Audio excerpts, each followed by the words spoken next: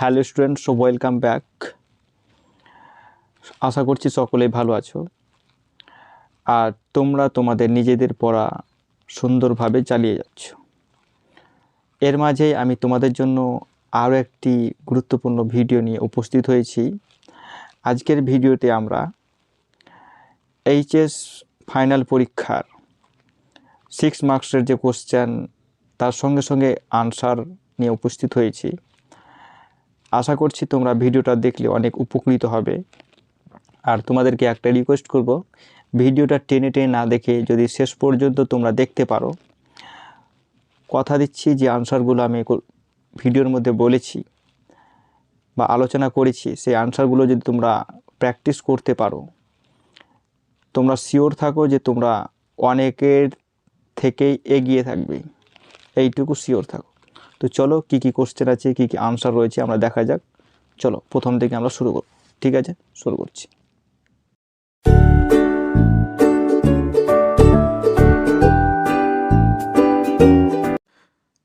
Question number 1. You have already been answered. Who said this, to whom and when?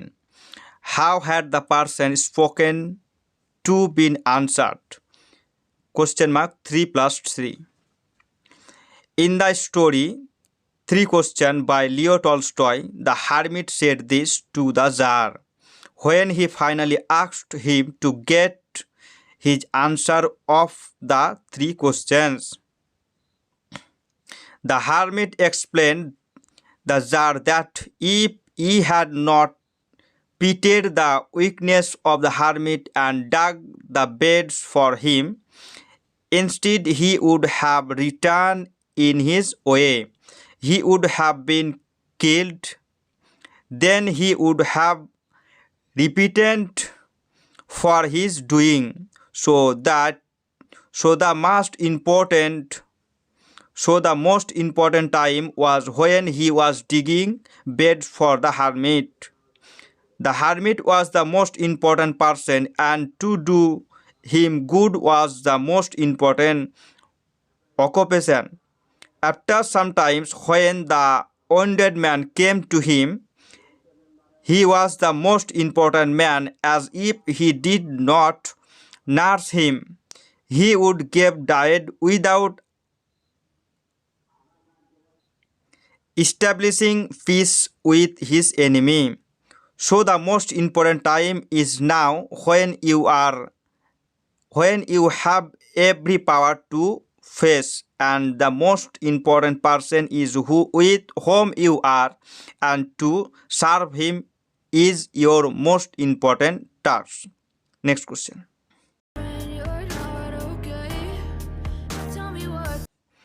Question number 2. Remember then, who is the speaker? Who is the person spoken to? What did the person advise to remember? Answer দেখো। In the story 3 question by Leo Tolstoy, the hermit, a wise man, is speaker of the above quoted line. The hermit said this to the Tsar, who came to know the answer of his 3 questions. The hermit advised the Tsar when he was asked for the last time to give answers of his questions. He told him to remember that the present time is the only most important time, as one can do anything according to one's power and wish. The most necessary whom he must listen to is the man with whom he is now, as he does not know whether he will have any chance to meet with again. He also advised that the most important purpose of human life is to do good to the person with we are at present. He also logically demands that we are sent into this life for his purpose alone. Next question. Strong root থেকে। His answer filled me with a strange energy and enthusiasm. What was the questions what was the answer? Why did it fill Kalam's with energy and enthusiasm? Kalam asked his father why he did not tell the people who came to him for help and advised that every human being is a part of divine power, so that they should not be afraid of difficulties, sufferings, and problems. Jainul Abidin answered that life is a mixture of joy and sorrow. In time of distress and trouble, people look for someone who help and stand by them for fight against the trouble. Next part. Jainul Abidin explained that there are two false vision of destiny. One, the fear-ridden vision of destiny, and other was the vision of searching out the one way of fulfillment within the body. The explanation of his father filled Kalam with strange energy and enthusiasm. Next question. Strong root থেকে our locality was predominantly Muslim. Who is the speaker? How does the speaker describe the locality? What picture of communal harmony do you find in the question বা description? ঠিক আছে, চলো উত্তর। APJ Abdul Kalam's autobiographical story, Strong Root, Kalam, the speaker of the mentioned line. In his childhood, Kalam lived in an island town of Rameswaram. It was so famous to the pilgrims for the Shiv temple. It was very close to his house, though there were Muslims in great numbers. Some Hindu families were also there. There was an old mosque where Kalam used to go with his father for evening prayer. Next part. In their locality, both Hindus and Muslims lived friendly. No communal contradiction was seen. Kalam's father's best friend was Prakshi Lakshman Shastri, who was the high priest of the Shiv temple.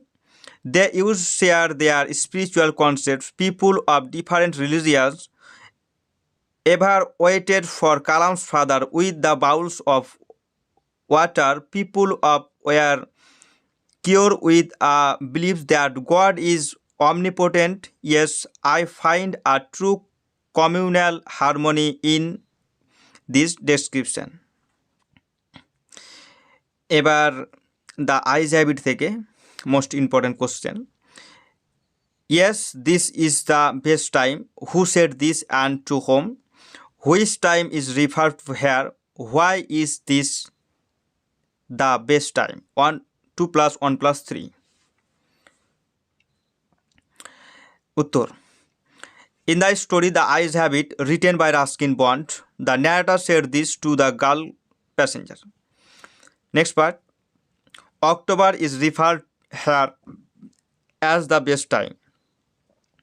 According to the narrator, October is the best time to visit Mysore, as this time the hills are covered with wild dahlias. The sun along with the nature is so pleasing to enjoy. The nature is so romantic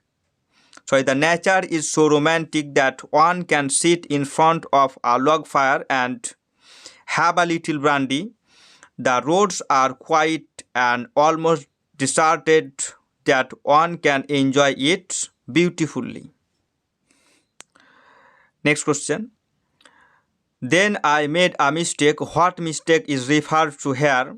Was it really a mistake? What happened then?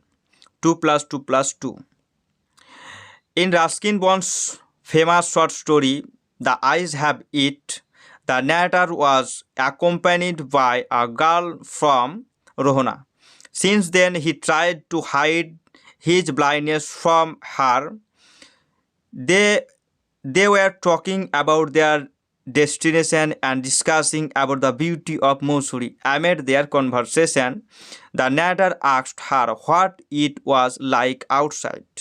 To him, it was a mistake, as he thought it could reveal the reality of the narrator. Next part. It was really a mistake, but to the girl it was nothing but a normal question. She found nothing strange in the question, though she even asked him to look outside himself. Next question. The man who had entered the compartment broke into my reverie. What was the reverie? Who broke the reverie and how was it broken? Answer. In Ruskin Bond's famous short story, The Eyes Have It, the narrator was traveling in a train.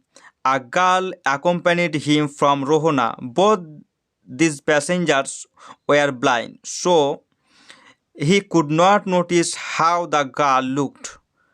But he was deeply moved by the voice of the girl. He wished for a prolonged encounter with girl. But at Saharanpur, the girl got down, leaving him in utter destination. Then the narrator tried to guess what was going on out of the compartment. This task of guessing was called as reverie, as he was blind and was not possible to see anything. A new male passenger got into the train after the girl broke the narrator's reverie. The new passenger said that the narrator must be disappointed as he was not as attractive as the girl who just left. This voice of the fellow passenger broke the narrator's reverie. Yeah.